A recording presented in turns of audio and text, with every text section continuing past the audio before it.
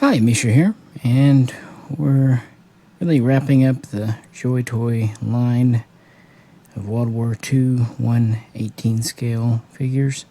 We've looked at German, Russian, Chinese, and now we're going to end with the U.S. Army and U.S. Airborne. And there are some good things and some bad things about these two sets. Plus, there's two Lucy's over here, single cards. You can definitely tell this was an early one that they did because they made some pretty big gaffes. But on the other hand, I think they did a lot better with their second set. And it's not so much the figures as the accessories. And also keep in mind, these are just for fun, just toys. They're not meant to be 100% historically authentic. They're just meant to be, kind of movie accurate. And that's kind of how I've approached these. It seems like more than directly copying World War II, Joy Toys kind of copied various Hollywood productions, for better or worse. So with that, we'll just kind of jump in. We really only have two general body molds to look at here. Beginning at the beginning, I'm just kind of pulling out. Here we have a Doughboy. Well, not really a Doughboy, I suppose. That's World War I, but so much of the equipment was carried over in the beginning. And one of these in the set is black. He's an African American. I don't know which one he is, so literally colorblind. Well, just blind. Let's leave any historical commentating off of that. We know what happened, and we know that African Americans very much served honorably and died, and probably weren't treated as well as they should have been. But that is also history. Things done by our grandparents and even great-grandparents now. Not to forget the past, but also not to really cast blame on those today. So looking at him, he is holding an M1 carbine. This is a pretty nice little M1 carbine. They even got it right. They pretty much show it with original World War II features, the correct size mag. One problem, the set mostly didn't come with M1s. It actually came with a bunch of guns that didn't really fit, and I've actually dispersed them to other sets. That Bren gun or VZ-26 that the Chinese had, that came from this set. The presumably own submachine gun came from this set. There was one more. What I believe to be a Gewehr 43 or Car 43 also came with this set. Not batting a great deal there, guy. They did have a few things that were correct in the set, but all in all, the weapons were kind of a bust. But luckily, I was able to repurpose them for other things. Here we have a guy here. He seems to be wearing one of the original M41, 1941 style jackets because it's relatively short. Seems to me anyway. If it were an M43, it should be longer. It does have the big cargo pockets on the pants, the trousers. And he's wearing the classic M1 helmet. I mean, this thing was just, It not only served with the U.S. military through at least 1985, they were still buying new ones as late as 1976. Now, they had changed a bit, but generally the good old steel outer pot, sometimes with a liner, sometimes without, and then the inner adjustable kind of hard hat liner pretty much stayed the same since the early part of World War II. And this was adopted in June of 1941 and went through Korea, Vietnam, and was even copied by a lot of allied nations. I mean, it is an iconic piece of U.S. kit here. And as I've said in other videos, I really do like the M1 carbine. It's one of my favorites, and They really did a good job with this. The sling's not properly placed, but I think that's more of a kind of thing that Joy Toy just does to make sure it's usable. He has regular articulation. Luckily, no toe articulation. Not a big fan of those, as I've said in previous videos, but he has full ankle rocker twister, so that's okay. And early on in World War II, they actually used kind of these short boots with these canvas wraps or gaiters going up the legs to kind of keep crud out of the boots. And again, a lot of this kit was developed from what was issued in World War I. And on deck next, speaking of World War I, here we have a guy holding a BAR.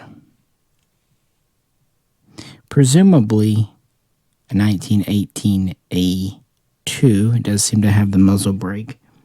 No bipod on it, but that's okay. A lot of GIs disregarded the bipod or put it in their pack because this was a heavy SOB. And every bit of weight saved, if they didn't need a bipod on, they'd take it off. So I can forgive them for not having the bipod. I do like that they got the mag more or less correctly rendered. The short wood handguard, very blocky. The left side charging. I mean, if we wanted to be super picky, we could find things wrong with it, but it's neat. And that was the light machine gun used by the Army, the Marines. It was the A2 was adopted right before the war, based on the original kind of trench broom of World War I fame that never made it there. Looking at him here, we see his pack. This appears to be a later M43 E-tool and trenching tool because it has the folding blade and more or less straight handle. Early on, they used the M1910 E-tool, which is again carryover from World War I, and it actually had a T-handle. And they actually originally issued quite a bit through the war the 1928 Haversack. It wasn't that popular. It was pretty fiddly to pack up. Now, the Marines had an M41 lightweight or jungle sack or backpack, and from that, the M44 pack would be developed, later updated to the M45. But this, too, is a two-piece design, storing clothing, K rations, smaller D rations. Could store a sleeping bag. As here, the shovel could be mounted to the back of either the 28 or the 44 versions, and you could even store a bayonet, which I do believe is rendered on the side here. Maybe not. Maybe that's just a wrinkle in the pack. Either one would have it on there. So, you know, complete with the butt pack here, or diaper. Got his canteen here. It is a separate piece. Got just kind of generic pouches there. Pouches like these could be used in the case of the BAR for that mag, or 1903 clips, M1 grain clips. But these do look a lot like what would be with the BAR. You have big pockets there. The straps are a little weird. I wish I could press them down. For some reason, they're a little stiff. Oh well. I guess just how they're kind of on the body. But he is very articulated. Again, his helmet comes off. And whatnot. So there's our light machine gunner with the Browning automatic rifle. Very famous in both Europe and the Pacific. Moving on, here we have one with a Thompson.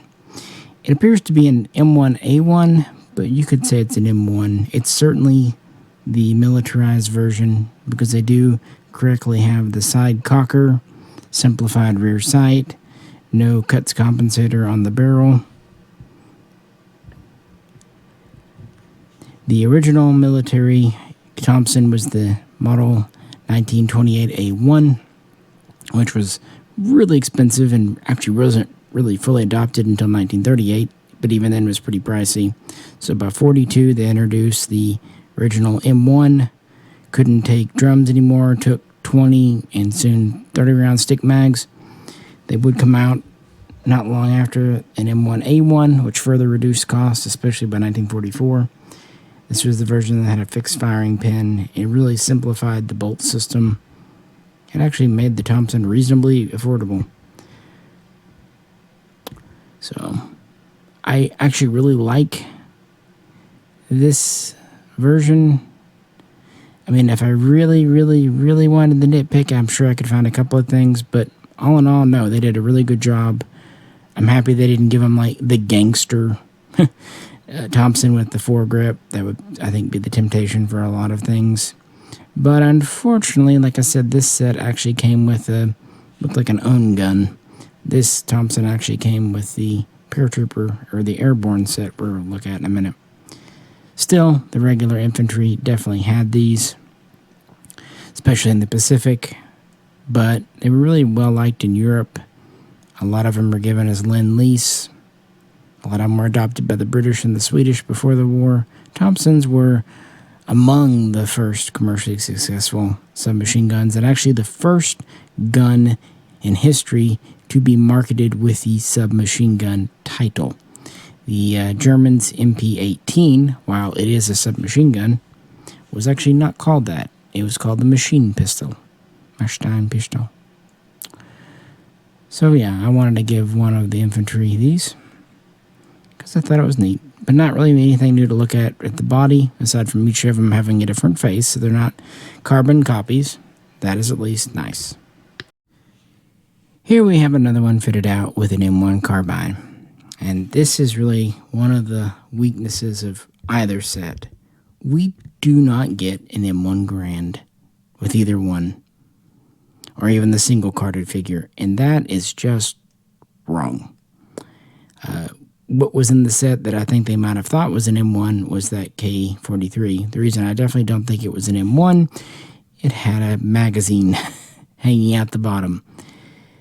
Oh well. The carbine was really meant to be given to artillery crews, mortar crews, machine gunners or machine gunner assistants, anyone basically that needed a PDW, but a gun wasn't their first main implement.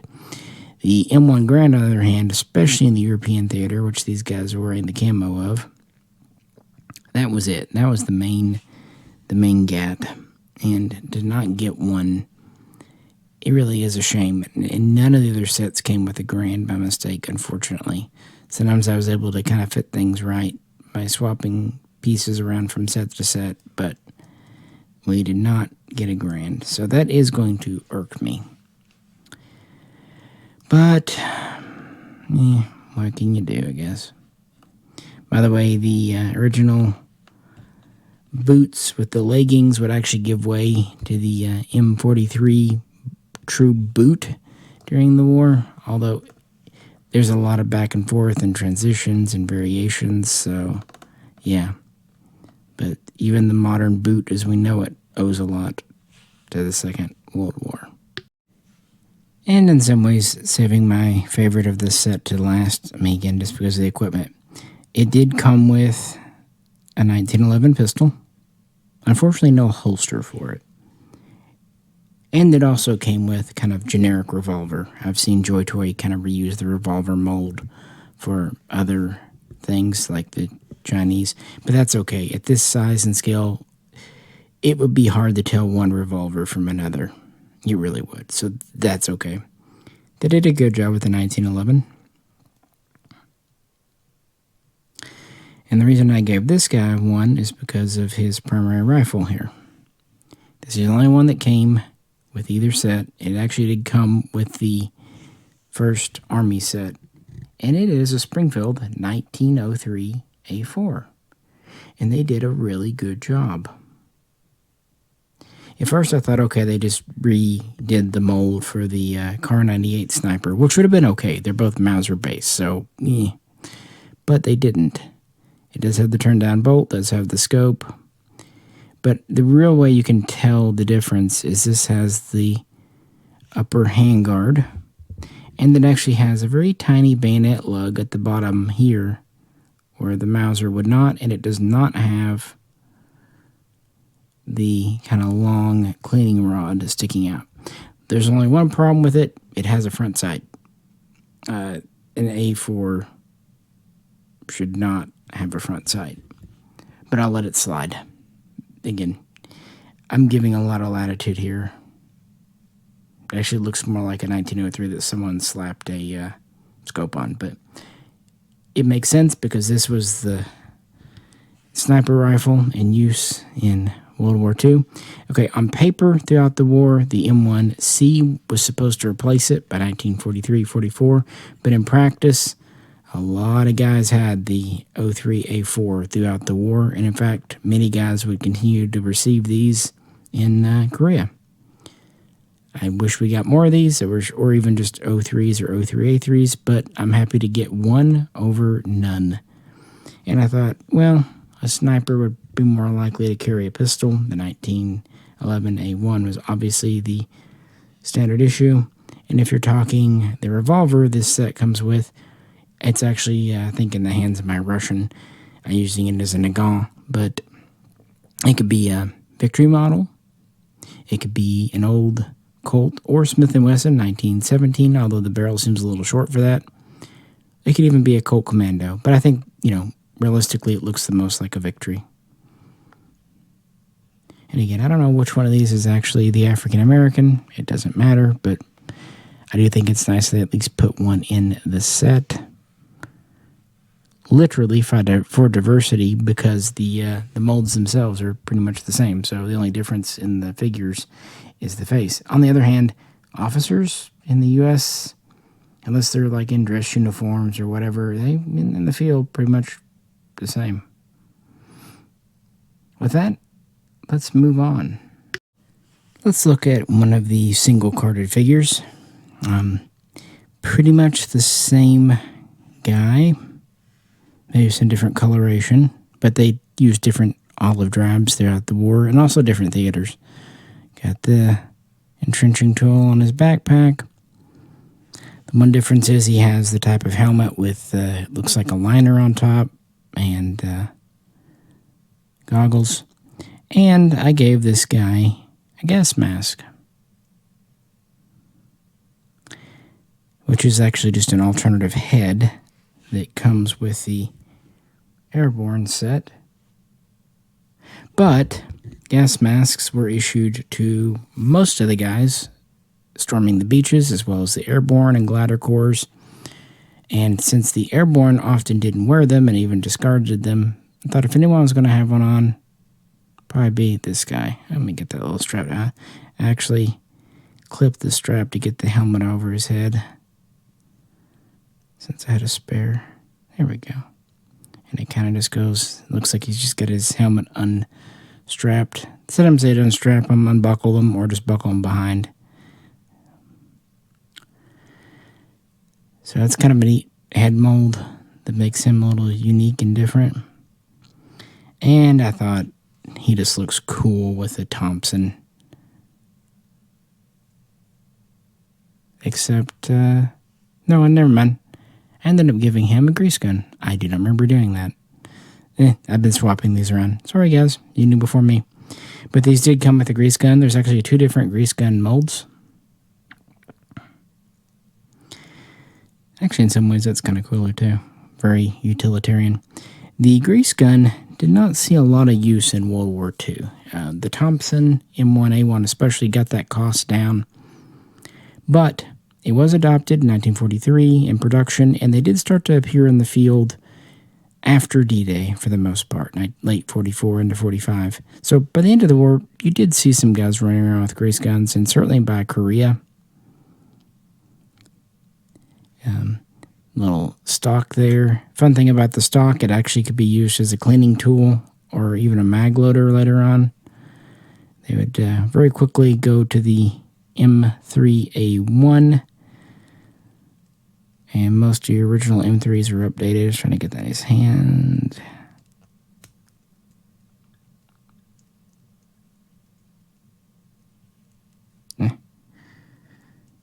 Let's try and get that in there,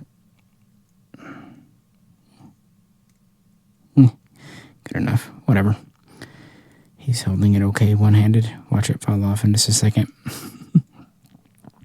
But yeah, I wanted to give one guy an M3 because they did make the mold, and they did a good job. The front sight looks good. The mag looks good. The stock looks fine for a collapsed version.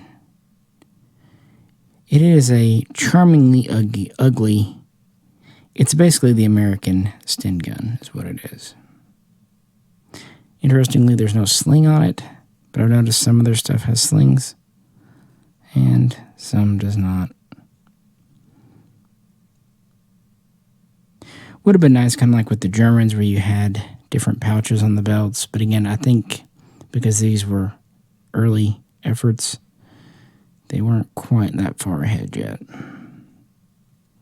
So yeah, kind of a late World War II and Korean War weapon. In fact, the grease gun, the M3A1, would stay in service through the first Gulf War, 1991, not being retired until after that. Not fully, anyway. Of course, it's .45 caliber, just like a Thompson. And while we're at it, this other standard single card infantry. The reason I did acquire two was so I could put that gas mask on one. That would give me another M1 carbine. But his main deal was this bazooka. And he even has an M6 rocket in his hands. Pretty neat. The original M1 bazooka came in 1942. The M1A1 was a simplified version, and those would be pretty common early in the war. They would have a few different M6, M6A1 rounds, and then they would get the M9 bazooka, which went to a fancier sighting system. And then the M9A1 would appear late in 1944 with an alternative sight system.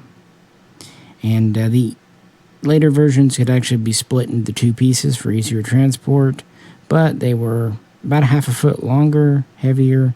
So there's something to be said for the simpler, somewhat shorter and lighter version. They went from about 12 pounds to over 14 pounds. Again, the projectiles changed. The M6A3 was kind of the penultimate version in World War II that was better at not bouncing off tank armor. The A4 and A5 would come, but very late in the war. I don't even know if they really saw field service. And the bazooka, M1 or M9, is important because this was a very early rocket-propelled grenade launcher, rocket launcher. And in fact, it was this that the Germans copied very hastily when they captured some in North Africa after Operation Torch, November 42. They would turn into the Panzer Schreck, and also would lead to the Panzer Faust, even though it's a very different gun, or weapon, I should say, appearing in 43 in Germany. Of course, those were larger, too. But these were pretty iconic and kind of led to a lot of American RPGs being labeled as bazookas through Korea and Vietnam, even as they were replaced by newer S-sets. But I definitely wanted a figure to carry this. Ironically, both of the sets, the 5-piece sets, did come with one of these, including one rocket. So, one thing they got right. This, to me, seems like it's an M1, but I could be wrong. I'm not really versed on bazookas, guys, and not like I can go look at pictures online, right?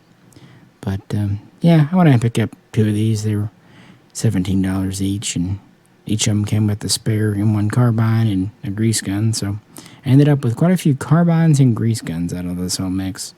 Body, again, is the same, except we do have this helmet with the goggles, which is actually from our Airborne guys. So with no further ado, let's move into the set that I'm actually quite excited to talk about. Alright, the second release, the Airborne set, and for whatever reason, it seems like this is less desired than the Standard Army set, which is a shame because I think they really fixed quite a few things with this. The Airborne really got going in 1942 and started to get their own equipment.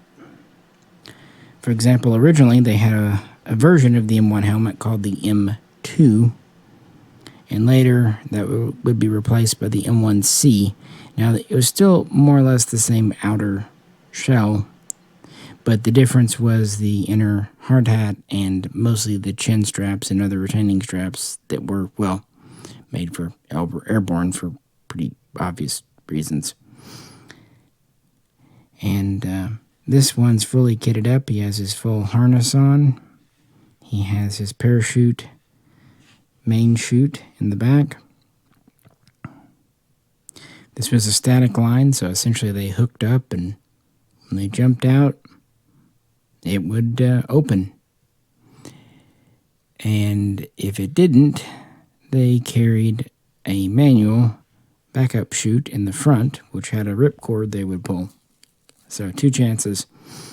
And you probably know this, but the canvas used on D-Day was sometimes camo, but sometimes, not canvas, I'm sorry, silk parachutes. Sometimes camo, sometimes white, because they just didn't get enough time. And here he is here. Got his bags and stuff on. He has what looks to me to be an older M1910 entrenching tool, E-tool, because it has the T-handle and it's shorter. But let me know if I'm wrong. And in his hands, the set did come with one. He has a 1911. The Airborne started, pretty much everyone had a 1911 in the beginning, but actually by 1944, they were starting to withdraw these officially. But most of the guys who jumped in on D-Day, one way or another, either hung on to their existing 1911s or just kind of picked one up. Either way, the 1911 was still very much the common thing for Airborne. He actually has a holstered one back here. If you don't look, you can say it's the holster, but it's not removable from the holster. Oh well. So this guy is kitted up. My only real gripe is he doesn't have a scabbard for the M1A1 carbine, or like the Griswold scabbard for the M1 Grand. That would have been neat. Those would have been strapped across the chest here. But small gripe.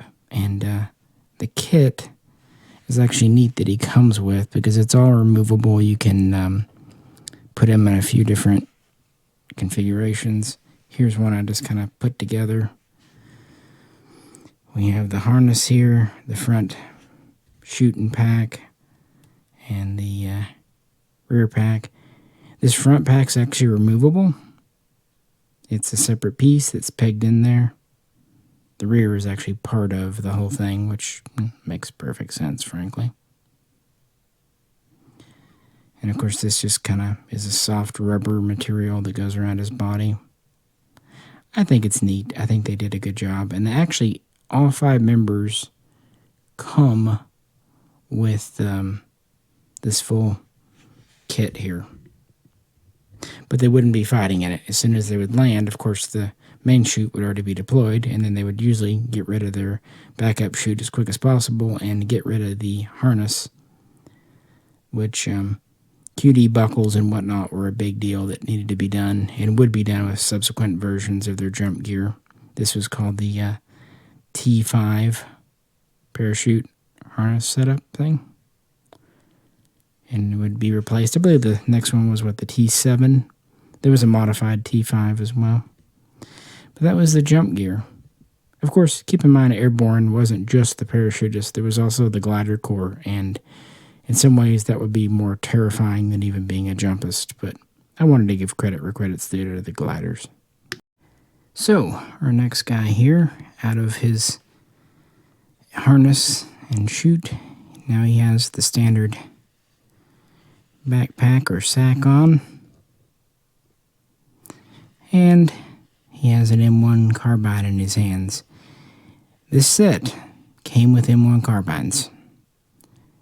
It did not come with M1A1 carbines. And to the best of my knowledge, the Airborne never had M1 carbines, at least in any numbers. So I kind of made this one. Essentially, I cut the stock off, and I re-glued the sling on the bottom where it should go, and I used an MP40 buttstock. It's not as, correct for an M1A1 folding stock, but it's just something I clutched together so I'd have at least something right. I was actually really happy with how the stock cutoff went. It left a good pistol grip, so that's good. But yeah, this was a special paratrooper version adopted in spring of 42. These are made by Inland between late 42 and running through 43. And then we had a second run in 44, maybe running through early 45. They only made about 140 some odd thousand of these. Again, all Inland. Unfortunately, today it's really impossible to tell without some kind of letter, because they just took regular M1 carbines and put them in M1A1 buttstocks. So, yeah. But this is such an iconic piece of kit for the paratrooper. I had to figure out something. I think from a distance it works. What do you think? The M1A1 was actually kept complete, of course with the stock folded, but complete, ready to go on the paratrooper's leg in a scabbard. There'd be one mag in the gun or in a pocket ready to go, and then they'd have other mags in other pockets. If they had an M1 Grand, which was actually more common in the paratroopers than you might think, especially by 44 and late 44, originally they would actually carry the M1 Grand in that Griswold pouch across the chest, disassembled. You had your main action, you had your stock, and you had your trigger group. But they realized after a couple of jumps and operations, D-Day especially, that it took too long to get it together. It was just too much of a pain in the arse. So late in 44, they modified the pouch. They made it longer. And that way they could jump in with a fully assembled and ready to go M1 Grand, of course 30-06. And that was that. Of course, they carried multiple on-block clips, either one in the gun or one in a pocket, ready to go. You notice, of course, the original M1 carbine didn't have a bayonet, so they often had the M3 combat knife, fighting knife. Some guys might have had an old Model 1918 trench knife, and they also had a switchblade knife near their collar in case their harness got all tangled up. Again, early on especially, they didn't have QD straps and buckles like they would later, so it was a real concern. But yeah, it's kind of my clutched together one. Let me know what you think. I should have trimmed off the top part of the MP40 stock, but I didn't think about that till after I already had it together. So, oh well. It should look good from a few feet away. And here we have a guy with the Thompson. Same Thompson, and this did come with the set.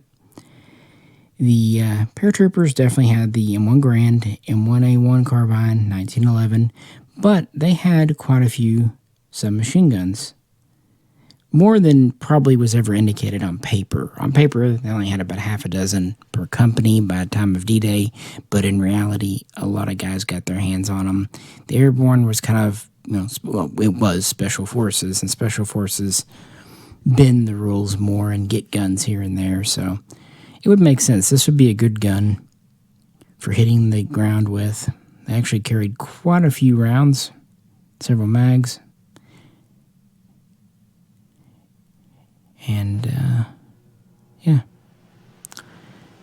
Still got his 1911 on the figure. His pack. You can notice the kind of bloused pants. The M42 jump outfit was meant to be lightweight and wind resistant, so much so that they actually had to reinforce these rather famously at the elbows and at the knees, but most famously at the crotch, because how can you be dignified jumping into occupied France when you rip the seam out of your pants? I've done it before, not jumping in, but just ripping the seam out. It's hard to look stately doing that. So they did make them a little too lightweight. They did what they could to retrofit them.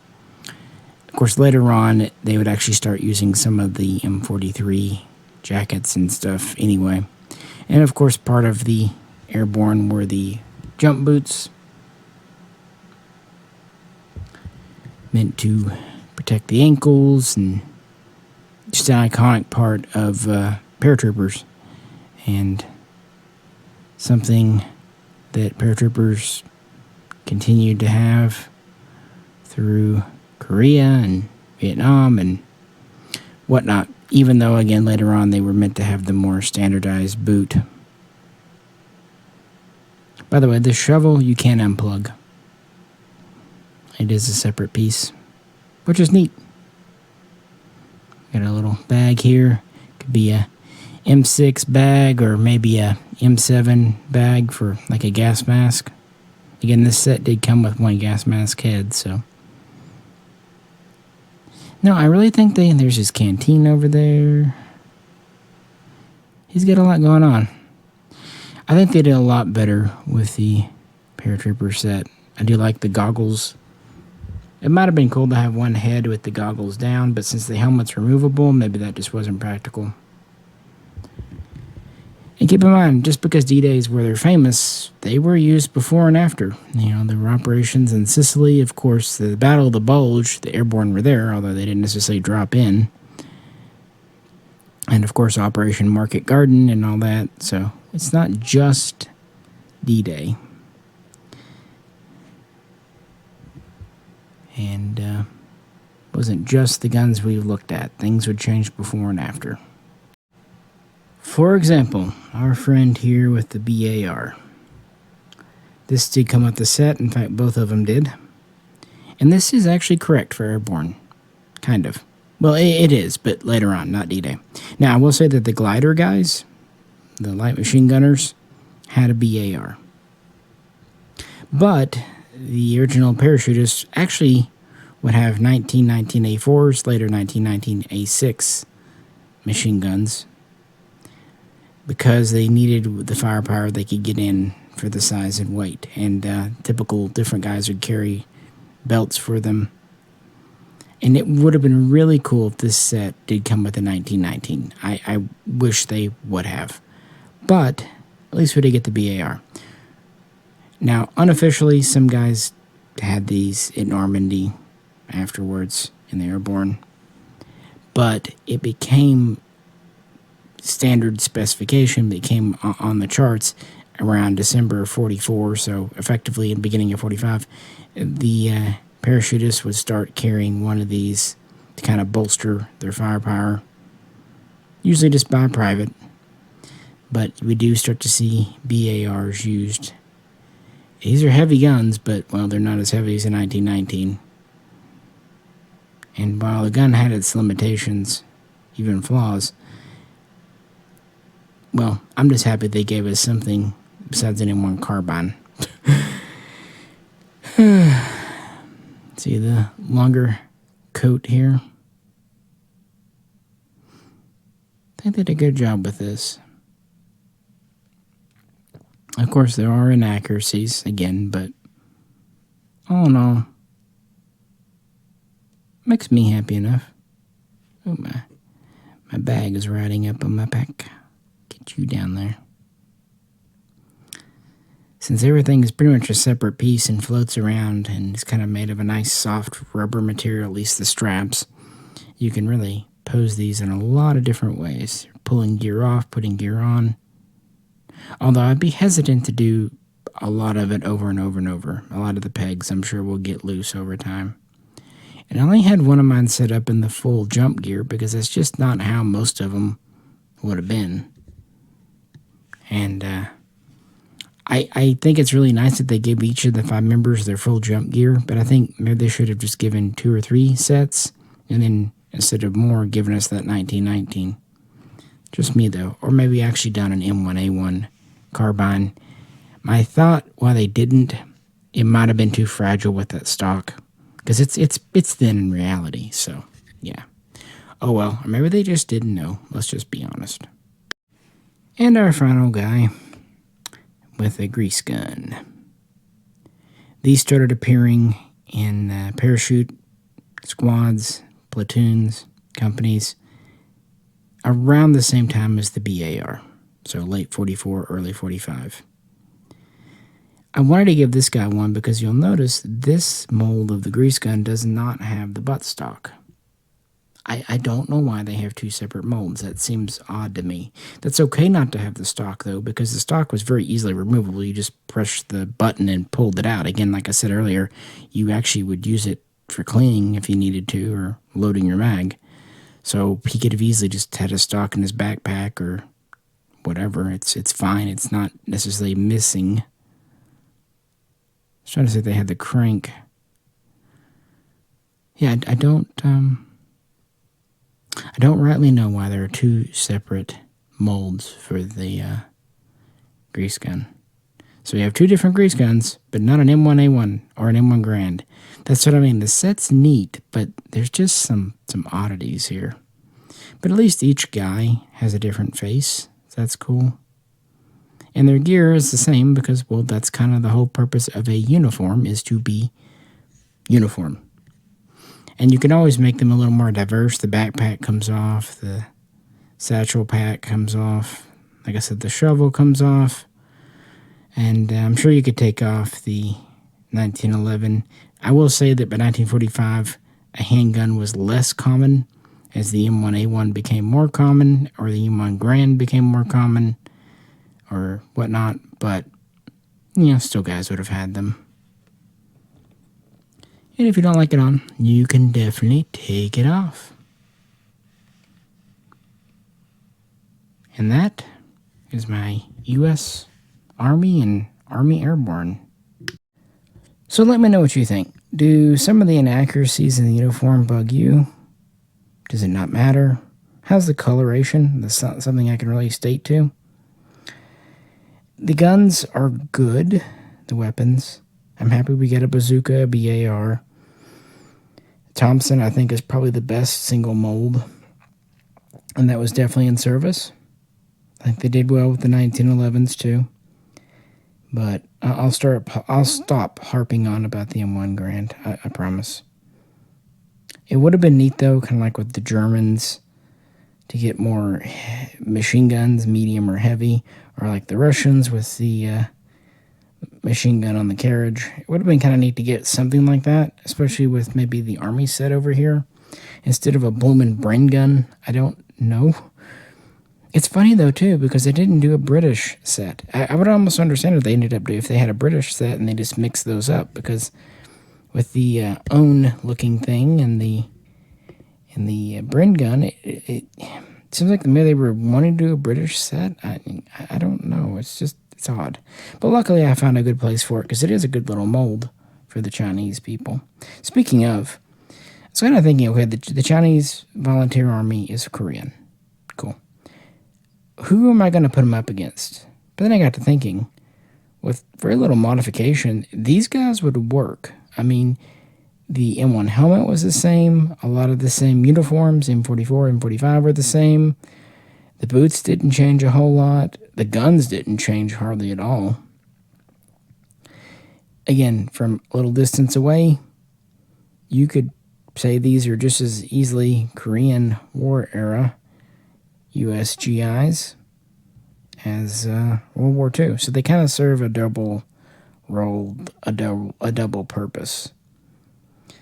I do wish we had gotten some U.S. Marine Corps guys and some Japanese. That would have been another cool versus. Because the Marines had their own kit and own uniforms. I mean, for example, like I said, they had that M41 lightweight pack. They had their own combat tropical fatigues. They had some cool, weird guns like the Johnson light machine gun and the Rising, which, to be fair, was a limited standard, but they did use it. They used a lot more O3s as well. It would be kind of neat to get an unscoped version of the bolt action. Then it'd be actually correct with the sights. But I don't know if they're going to do that. They haven't really been doing sets lately. So, yeah, it's a little odd to me that the Army set over here is considered more desirable and tends to sell for more than the Airborne set, because the Airborne set, all in all, it has kind of a neater uniform. It has the 82nd or 101 connection, has better kind of accessories like the parachute stuff, and if you don't want to do that, you can essentially just make them into standard infantry, because at the end of the day, once they hit the ground, a lot of their kit wasn't that much different. I don't know. Just kind of strikes me as funny. But the single piece is fine too. The only thing is you couldn't really army build with those because as far as I know, they all have the same base. The reason I bought two is so I could throw my gas mask on one of them. But yeah, that is the Joy Toy 1/18 scale 4-inch. Frankly, highly articulated World War II set. And that kind of wraps up the ones they've done. Like I said at the beginning, we've got German, we've got Russian, American, and Chinese. Even if the Chinese is from Korea. Still kind of World War II guns. So not bad. Really doesn't. Makes a neat little shelf. And they're definitely small enough they don't take up a ton of space. With that, this is Misha, and I'll catch you very soon next time.